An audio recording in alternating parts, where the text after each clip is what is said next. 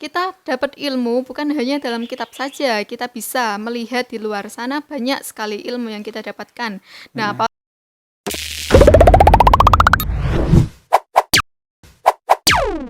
Selamat datang di Hodari Podcast Rakyat.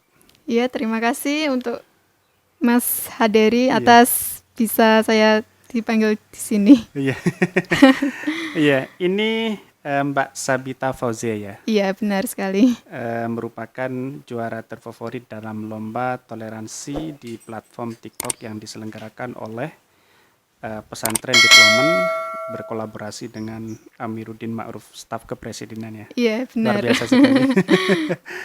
Oke, Mbak Sabit ini boleh diceritakan mengapa Mbak Sabit ini memilih judul toleransi di Nah, lomba itu. iya, baik. Nah, sebelumnya itu ya, saya untuk lombanya itu tersendiri banyak sekali lomba yang diselenggarakan. Apalagi pada waktu itu, waktu bulan Ramadan kan, pasti banyak konten-konten dakwah. Nah, untuk itu saya milih yang berbeda gitu. Kan kebanyakan pada milih lomba yang di YouTube gitu kan, dengan membuat video biasa-biasa saja. Nah, itu saya milih yang TikTok karena ya unik gitu. Nah, untuk pilihan judul atau tema tersebut itu karena ada beberapa opsi. Yang pertama itu tentang keberagaman kebangsaan dan toleransi. Dan saya lebih tertarik ke toleransinya itu, Mas. Soalnya untuk saat ini kan banyak sekali diskriminasi yang sering terjadi pada era sekarang gitu. Oke, bagaimana rasanya ini kan menjadi santri ya? Iya. Tentu kan menjadi santri terfavorit dalam toleransi itu di platform kan sekarang itu jarang sekali. Boleh diceritakan sih bagaimana rasanya menjadi apa namanya terfavorit dalam TikTok dalam bidang toleransi itu? Iya, sebelumnya tidak menyangka ya, tidak tahu. Tiba-tiba pas waktu pengumuman itu pas waktu malam di lewat Zoom meeting gitu kan. Nah, setelah dibacakan ada terbaik satu 2 3 dan favorit. Dan saya masuk yang terfavorit gitu. Nah, rasanya ya nggak nyangka gitu. Karena yang ikut itu seluruh Indonesia itu ikut. Soalnya kan yang nyelenggarain itu kan pesantren development collab gitu kan. Jadi kan pesertanya umum gitu, tidak terbatas usia begitu, Mas. Oke, ini kan apa namanya di TikTok itu kan menjadi anak pesantren kan tidak harus mengikuti tren yang sekarang seperti Iya. joget-joget, terus kemudian apa namanya mengikuti globalisasi saat ini. Mengapa Mbak ini bisa memulai dari TikTok itu untuk mengedukasi masyarakat? Nah, untuk kita lihat di era sekarang ini kan, modernisasi dan peradaban di digital teknologi. Nah, itu sebuah apa ya, kebanggaan dan juga tantangan. Terlebih bagi santri sekarang. Nah, untuk tantangannya sendiri, kita lihat banyak sekali teknologi-teknologi yang berkembang.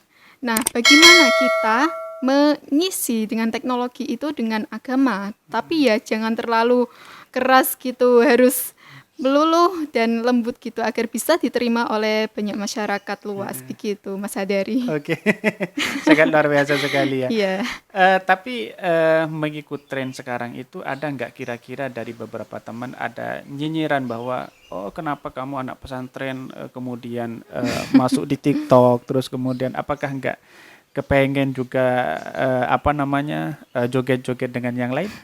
Ya, untuk nyinyirannya sendiri pasti ada. Namanya juga manusia, pasti ada dipandang negatif gitu. Nah, untuk itu ya, kita bisa mengisi diri sendiri. Meskipun aplikasi itu banyak yang disalahgunakan begitu, dengan begitu kita bisa mengubah aplikasi itu dengan cara yang positif, dengan terlebih dengan melakukan konten-konten yang edukasi yang positif gitu. Nah, kita nggak jauh-jauh aja. Apa lebih baik itu kita bisa mengajak diri kita sendiri, lebih-lebih kepada orang banyak itu malah lebih bagus Iya. gitu. Oke, Ya, justru kan kalau anak pesantren itu kan dipandang bahwa wis yang penting kamu belajar aja, baca kitab, nggak mengikuti tren sekarang. Apakah ada dorongan dari orang, ayo semangat untuk berkreasi di TikTok, terus kemudian mengedukasi masyarakat khususnya di seluruh Indonesia misalnya. Ada teman-teman seperti itu yang memberikan dorongan? untuk teman-teman ya banyak, tapi tidak bisa mempengaruhi diri kita sendiri Iya. dan kita bisa bergerak itu karena keinginan kita sendiri. Dan percuma kalau banyak orang yang mengajak semangat gitu dengan konten TikTok, tapi dari diri kita tidak ada mempunyai keinginan untuk tersebut, ya percuma saja. Gitu Mas Hadari. Oke, Mbak Sabit ini kan sekarang itu sudah mulai aktif di media sosial berarti ya. Ya sudah. Selain TikTok untuk mengedukasi masyarakat terhadap toleransi sekarang, Nah, itu ada Instagram ya, Mas. Instagram. Dengan apa ya? Dengan foto-foto dengan tulisan gitu. Soalnya saya suka menulis gitu, Oh Mas. iya. Berarti tidak hanya di TikTok yang mengedukasi masyarakat untuk toleransi ya, Iya, tetapi banyak media media. medsos yang lainnya yang digunakan untuk apa namanya mengedukasi masyarakat secara toleransi, betul. Iya, banyak sekali, Mas. Sangat luar biasa. Oke, Iya. ada nggak cacian atau apa namanya nyinyiran lain selain Anda? Saya lihat dari beberapa video kan masuk ke gereja, terus kemudian ada di depan pintu non-Muslim dan sebagainya. Ya, pasti ada kayak gitu. Apalagi untuk konten saya yang video kemarin itu kan ada beberapa tempat ibadah kan. Iya. Itu saya hanya melewati di depannya saja. Pasti ada teman saya. Loh, Sat, kok buat video di sebelah situ, kok di tempat itu? Terus ya saya cuma menjawab, ya nggak apa-apa kan, apa salahnya, kan juga tempat-tempatnya di daerah saya juga, masa nggak boleh gitu kan. Ya kita menerima dengan lapang hati aja, nggak usah dipikir terlalu dalam gitu. Namanya juga manusia gitu, Mas. Oke. Seberapa besar sih toleransi sekarang itu khusus anak muda yang dipahami oleh Mbak Sabit? Nah, untuk memahami toleransi sendiri ya, khususnya di negara Indonesia ini minim sekali. Karena ketika kita melihat ada suatu perbedaan, mesti bilang begini, loh kok gitu, loh kok nggak sama-sama kita, loh kenapa dia, mesti ada nyinyiran kayak gitu, ada kayak terdengar di telinga kita nggak asing dengan kata itu. Nah, itu wajar kan, namanya saja itu, kita nggak boleh rasisme kan, nggak boleh harus kamu harus sama saya kan, tidak harus itu ya Mas, toleransi begitu, tidak Iya. boleh mendiskriminasikan Oke. antar sesama gitu Mas. Oke. Ada nggak yang mengatakan bahwa misalnya dari non-Muslim misalnya, ayo Mbak berjuang, terus kemudian tegakkan toleransi yang baik, terus kemudian tanpa pandang bulu begitu? Ya, untuk saat sekarang belum ada Mas. Tapi berapa yang nonton di videonya itu sudah Yang berapa? di TikTok itu Iya. sekitar 200-an, 200-an ya. 209 berapa gitu. Tapi banyak yang netizen yang komentar, oh Mbak kok pakai masuk gereja, oh Mbak kok pakai gini, kan pasti begitu ya. Enggak, untuk yang komen itu alhamdulillah bagus-bagus semua. Mendukung, soalnya kan dalam event lomba gitu kan Iya. Mas. Jadi yang negatif itu hampir tidak ada gitu. Tidak ada. Mungkin diungkapkan secara langsung, tidak dengan komenan gitu Mas. Oke. Apa persiapan ke depan selain Anda menjadi terfavorit dalam toleransi yang diselenggarakan oleh Pesantren Development yang berkolaborasi dengan Amiruddin Ma'ruf, staf kepresidenan? Sekarang itu lagi persiapan apa?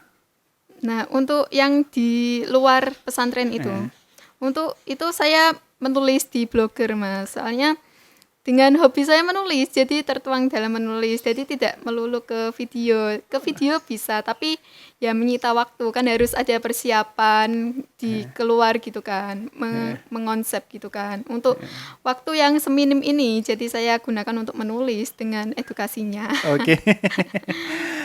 Untuk lebih ke jenjang karir yang misalnya menjadi penulis handal, menulis buku, yang sekarang yang ditulis buku atau masih bentuk Masih fail Mas. Soalnya kan juga kalau menerbitin buku ya, itu kan harus punya karyanya udah terkumpul. Meskipun dicicil itu bisa, tapi saya pernah itu juara lomba menulis kisah inspiratif itu seambisi UINSA angkatan 20.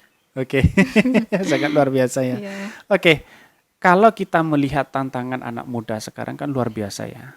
apalagi zaman sekarang globalisasi, terus kemudian anak-anak muda yang tidak karuan lah melihat perkembangan-perkembangan. Apa yang Anda ketahui terhadap beberapa media sosial yang begitu banyak cacian, makian, saling serang, saling caci maki di ini, apa yang Anda edukasi terhadap anak-anak muda yang seperti ini? Untuk media yang dinilai negatif atau banyak konflik itu kan paling banyak di TikTok kan. Iya. Dan juga banyak juga hal yang baik di TikTok. Jadi kita bisa memilah atau memfilter bagian mana yang baik, bagian mana yang buruk gitu, Mas. Oke, dari beberapa mahasiswa kan menjadi mahasiswa UIN Sunan Ampel Surabaya ya. Iya. Tentu kan Mbak Sabit Fauzia ini sudah mengedukasi terhadap toleransi. Apakah ada dari teman-teman itu ajakan untuk bersama-sama membangun toleransi itu? Ada tentunya, Mas. Tapi secara langsung belum sampai ke lewat media begitu. Berarti cuma satu grup ke grup begitu ya? Iya. Langsung begitu, Mas. Ada Belum nggak ada. teman-teman yang ingin mengikuti ikut-ikutan lah, misalnya Mbak ini kan menjadi terfavorit ya dalam platform TikTok ya dalam bidang toleransi. Iya. Misalnya ada, saya kepengen juga membuat edukasi tentang toleransi ya. Banyak. Semenjak itu malah teman saya banyak. Loh, Sabita mau dong sharing-sharing lomba, bisa ikutan juga. Apalagi untung-untung dapat juara gitu Iya. kan. Malah banyak sekali yang bilang ke saya begitu. Oke.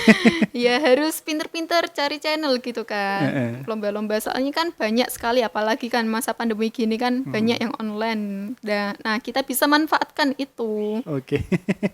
Ada nggak dari orang, misalnya dari pesantren, untuk Mbak ini diajak untuk berkolaborasi terkait dengan konten-konten atau tulisan-tulisan Mbak itu? Kali ini untuk saat ini belum, Mas, tapi kalau ada ya mau Iya. gitu. Nanti mungkin banyak yang mau ya. Iya. Kan ini kan masih awal. Iya. Masih awal. Oke, Mbak Ania. Sekarang apa pesan Anda untuk anak-anak muda khususnya di pesantren menghadapi globalisasi saat ini? Ya, untuk pesan saya kepada khususnya para santri ya, kita dapat ilmu bukan hanya dalam kitab saja, kita bisa melihat di luar sana banyak sekali ilmu yang kita dapatkan. Nah, apalagi di zaman sekarang kan, peradaban sekarang, banyak teknologi dan media-media di luar sana yang bisa kita gunakan untuk kita manfaatkan selain kitab saja. Dan juga ada kitab digital di dalam media elektronik, itu bisa kita pelajari. Tidak hanya di kitab saja ya, meskipun di kitab itu juga penting yang dipimpin oleh guru atau kiai gitu kan. Nah, untuk itu kita bisa kolaborasi antara yang di pesantren atau di luar pesantren, kita harus bisa semuanya karena tantangan di era digital ini, nah itu buat tantangan kita untuk kedepannya, apakah kita pasif dengan di lingkungan pondok sendiri atau bisa berkembang atau bisa malah kedua-duanya itu bisa menonjol semua, di pondok bisa, di luar pondok ya bisa, itu lebih baik. Oke. Gitu, Mas. Oke. Satu kalimat untuk dari podcast rakyat. Itu, Mas, luar biasa banget. Terima kasih sekali karena bisa bergabung dan bertemu langsung di sini. Oke. Gitu, Mas. Terima kasih Mbak Sabit Fauzia. Oke. Iya. Tangannya begini. Indonesia butuh anak muda. Oke, terima kasih ya. Iya, sama-sama.